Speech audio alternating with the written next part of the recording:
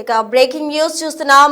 వెండి బంగారం ధరలు ఆల్ టైమ్ రికార్డ్ కు చేరుకున్నాయి. గోల్డ్ రేట్ అయితే ఏకంగా 1,50,000 కంటే పైచిలుకు పలుకుతూ ఉంది. ఇప్పుడు తాజాగా కూడా మనం చూస్తూ ఉన్నాం. వెండి రేటు కూడా కిలో 4,10,000కు చేరుకుంది. అంటే ఎంత ట్రెమెండస్ ఇంక్రీజో మనం అర్థం చేసుకోవచ్చు. సామాన్యులకు అందనంత దూరంలో బంగారం వెండి ధరలు ఎగపాకాయని చెప్పుకోవాలి. ఇప్పటికే 11,700 రూపాయల వరకు 10 గ్రాముల గోల్డ్ ధర పెరిగిందని చెప్పుకోవాలి. హైదరాబాద్ మార్కెట్ లో 1,85,000కు చేరిందని చెప్పుకోవచ్చు.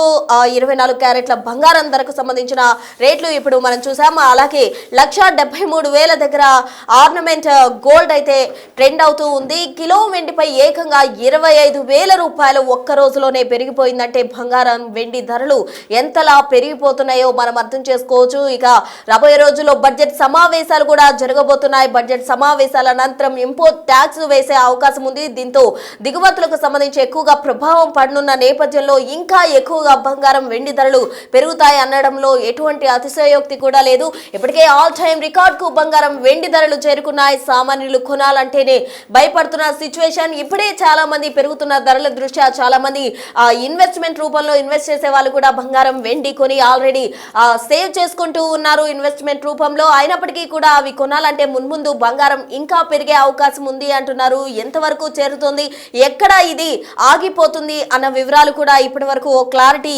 లేని పరిస్థితి. అయితే ఈ ఘటన అంతా చూస్తూ ఉన్నారు.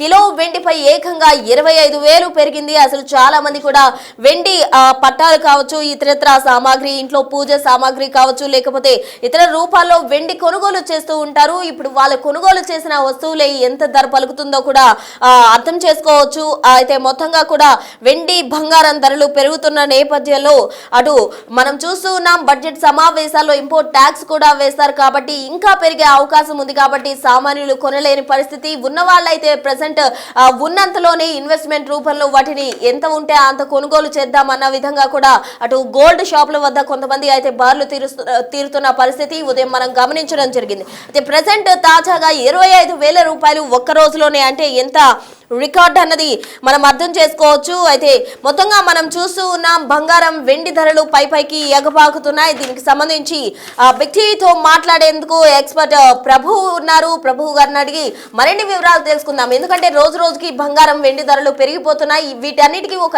ఎండ్ పడుతుందా, ఎక్కడి వరకు వచ్చి గోల్డ్ స్టేబుల్ అవుతుంది అన్న వివరాలు తెలుసుకుందాం. ఎస్ ప్రభు గారు చెప్పండి, నమస్తే. ఇప్పుడు ప్రెసెంట్ మనం చూస్తూ ఉన్నాం బంగారం వెండి ధరలు ట్రెమెండస్ ఇంక్రీజ్, గ్రాడ్యువల్ గా ఇంక్రీజ్ అయింది కాదు, ట్రెమెండస్ గా కూడా పెరుగుతూ ఉన్నాయి. ఎక్కడ స్టేబుల్ అయ్యే అవకాశం ఉంది, ఎంతవరకు వెళ్తాయి? టరీఫ్ సీట్ లో ఉన్నంత కాలం అవి పెరుగుతూనే ఉంటాయి. All roads will leads to metals.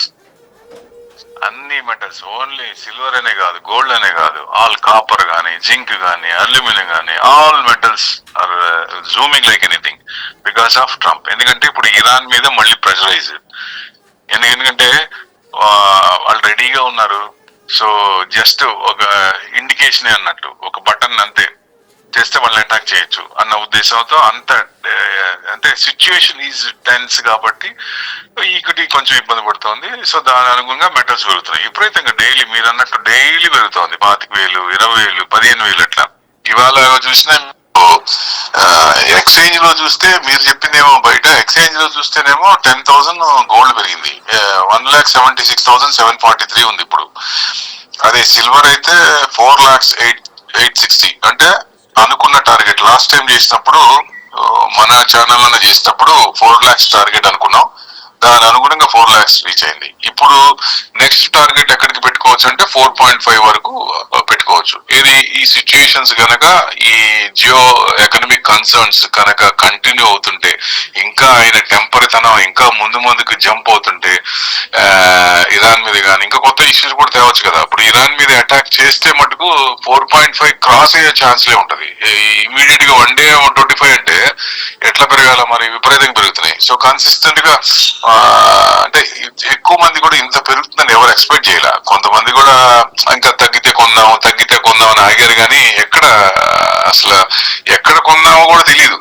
So అట్లా పెరుగుతున్నాయి విపరీతంగా, అవుట్ స్టాండింగ్ అనమాట. అసలు మా ఊళ్ళో అంటే కొనడానికి భయపడతారు. ఇంకా ధైర్యం చేసి చేసి ఎవరన్నా కొన్న వాళ్ళకి వచ్చినాయి కానీ మామూలుగా ఈ ర్యాలీని ఎక్కువ మంది పార్టిసిపేట్ చేయలేదు ఒక రకంగా. సో యాక్చువల్ గా అనుకుంటూనే ఉన్నాం పెరుగుతుంది అనుకుంటూనే ఉన్నాం కానీ ఇంత పెరుగుతుందని ఎక్స్పెక్ట్ చేయలేదు. కాపర్, ఎందుకంటే ఫ్యూచర్ లో సిల్వర్ కంటే కాపర్ ఇక్కడి నుంచి నెక్స్ట్ 5 years లో పెట్టుకుంటే సిల్వర్ కంటే ఎక్కువ రిటర్న్స్ వచ్చే అవకాశాలు ఉన్నాయి. ఈ సంవత్సరం సిల్వర్ జనవరి నుంచి, సంవత్సరం అంటే క్యాలెండర్ ఇయర్ తీసుకోవచ్చు, జనవరి నుంచి ఇప్పుడు దాకా తీసుకుంటే 60% పెరిగింది. గోల్డ్ 24% పెరిగింది. ఒక రకంగా గోల్డ్ లో ఇప్పుడు కొంత ఇన్వెస్ట్మెంట్ కూడా కొంచెం లాంగ్ టర్మ్ పెట్టుకోవచ్చు, అంటే సేఫ్ హెవెన్ లాగా. అది విపరీతంగా పెరిగింది కాబట్టి ఎక్కడన్నా కొంచెం ఏదన్నా తేడా వస్తే మార్కెట్ స్ట్రాటజీలో ఈ ఎకనామిక్ కన్సర్న్స్ లో ఏదన్నా తేడా వస్తే కొంచెం యూటర్న్ తీసుకుంటే అప్పుడు ఈక్విటీ పెరిగే ఛాన్స్ ఉంటుంది. గోల్డ్ కానీ సిల్వర్ కానీ కొంచెం పడే ఛాన్స్ ఉంటుంది. సిల్వర్ ఎక్కువ పడే అవకాశాలు ఉంటాయి. కానీ ఈ రకంగా పడుతుందని చెప్పడమే కానీ ఎక్కడ పట్టడం లేదండి, రోజు పెరుగుతూనే ఉంది ప్రతిరోజు కూడా. అంటే ప్రభు గారు, ఇప్పుడు మీరన్న ప్రకారం ఇప్పుడు కరెక్ట్ టైం అంటారా ఇన్వెస్ట్ చేయడానికి? గోల్డ్ లో కానీ సిల్వర్ లో కానీ చాలా మంది కూడా స్కీమ్స్ కానీ ఇతర కొన్నిటి ద్వారా ఇన్వెస్ట్మెంట్ రూపంలో గోల్డ్ ని అలాగే సిల్వర్ ని కొనుగోలు చేస్తూ ఉంటారు. ఇప్పుడు గోల్డ్ అండ్ సిల్వర్ మీద ఇన్వెస్ట్ చేయడం కరెక్ట్ టైం అంటారా? ఫండమెంటల్స్, టెక్నికల్స్ దాన్ని చూసి ప్రకారంగా మామూలు ఇన్వెస్ట్మెంట్ చేసుకోవడానికి కాదు కాబట్టి ఇది డిసిజన్ మేకింగ్. ఆయన డిసిజన్ బట్టి ఉంటుంది కాబట్టి ఎప్పుడైనా ఆయన వెనకడిగేస్తే అప్పుడు కొంచెం ఈక్విటీ పెరుగుతుంది, మెటల్స్ కొంచెం తగ్గే ఛాన్స్ ఉంటుంది. ప్రస్తుతానికి వెనకడిగేసే ప్రసక్తే లేదు, తగ్గేదేలే అంటూ ఆయన ముందుకెళ్తూనే ఉన్నాడు. అంటే ఆయన దిగేదాకా మెటల్స్ తగ్గకపోవచ్చు. ఇది ఎందుకు అంటున్నాను ఆ మాట అంటే, నవంబర్ మిడ్ ఆఫ్ ఎలక్షన్స్ ఉన్నాయి యుఎస్ లో. సో వాళ్ళు కూడా పార్టీలో కూడా ఎగెనిస్ట్ వస్తుంది, బాగా రివోల్ట్నెస్ వస్తుంది. బట్ వాళ్ళు they are waiting for the mid of elections November కి. అంటే నవంబర్ దాకా ఆయన కనుక ఏం చేంజెస్ లేకపోతే డెఫినెట్ గా కన్సిస్టెంట్ గా పెరుగుతూనే ఉంటాయి మెటల్స్. ఎక్కడ కొంచెం తగ్గేది, ప్రాఫిట్ బుకింగ్ కూడా కనపడట్లే ఎక్కడ. కొన్నాళ్ళు కూడా అమ్ముకుందామని కొన్నది అట్లా ఉంచుకుంటూనే ఉన్నారు, ఎందుకంటే సిచ్యుయేషన్ తెలుసు కాబట్టి. ఆ సిచ్యుయేషన్స్ కనుక అక్కడ ట్రంప్ టారిఫ్లు కోర్టు కనుక ఎగనెస్ట్ చెప్తే అప్పుడు ఏదైనా రివర్స్ వచ్చే ఛాన్స్లు ఉంటాయి. ఇప్పుడు మరి కోర్టు డిసిజన్ కూడా రావాలి, అది కూడా పెండింగ్. 2 times పోస్ట్ పోన్ చేశారు. మరి అది ఎప్పుడు చెప్తారు? Any time it may come అంటున్నారు కానీ ఈ ప్రస్తుతానికి ఎక్కడ దగ్గరలో ఆమడ దూరంలో వచ్చేది ఏం కనపడలే ఆ డిసిషన్ వచ్చినప్పుడు అప్పుడు కొంచెం తగ్గే ఛాన్స్ ఉంటుంది. ఏదైనా చేంజెస్ ఉన్నప్పుడు ఆయన అంటే పార్టీలో పునరాలోచించడం కానీ, టారిఫ్ల మీద ట్రంప్ కి ఎగెనెస్ట్ గా రావడం కానీ, ఇట్లాంటివి ఏదైనా జరిగినప్పుడు అప్పుడు అవచ్చు. ఎందుకంటే ఏదైనా ఈ 3 నెలలు కొంచెం ఒక రకంగానే ఉంటది. మనకు కూడా రేపు సండే బడ్జెట్ ఉంది. బడ్జెట్ లో కూడా ఏం చేస్తారు? బూస్ట్ మరి ఇంత పెరిగినాయి కాబట్టి వాటి మీద మళ్ళీ ఏదన్నా జిఎస్టీలు ఏమైనా పెంచుతారా?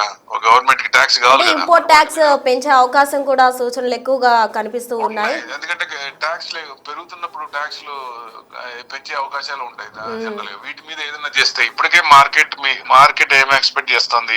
బడ్జెట్ నుంచి ఇన్వెస్టర్స్ కి ఒక బూస్ట్ ఇస్తారని ఎక్స్పెక్ట్ చేస్తుంది.